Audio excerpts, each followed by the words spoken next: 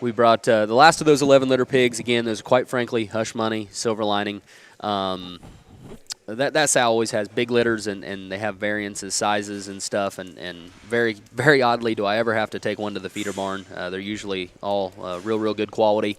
There's a real big gilt in here that is very high performing and looks like a sow. And then there's a little cute markety gilt there in the corner. But different sizes. Note on the Barra, he is a crypt, and whoever buys that, just hit me up and I'll eat the vet bill on that.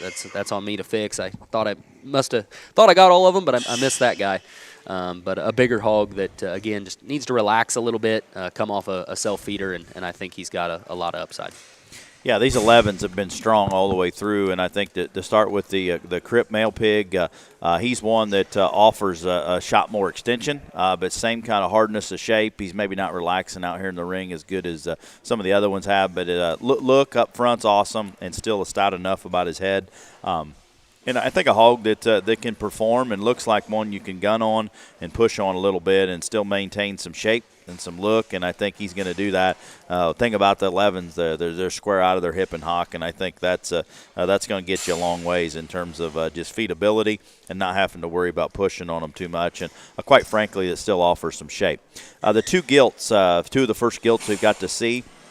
To start with the -3 gilt, she offers more moderation. And I think that's a dual-purpose kind of a gilt. If you've got a market setting or a breeding setting, I think she's one that could be good there, but still jackpot extremely well. Really stout about her head, but neat about her neckline, and still one that offers some shape and heaviness of structure. I think one that's going to be awfully fun to feed.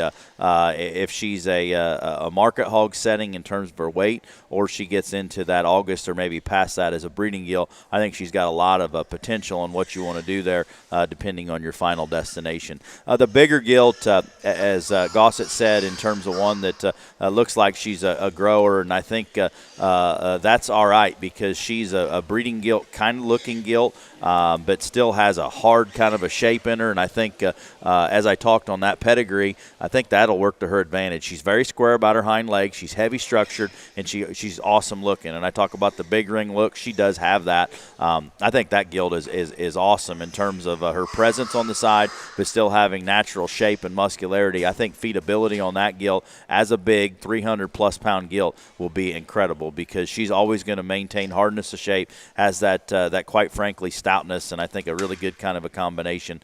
Differences in them, but I think quality in this pen's awfully good.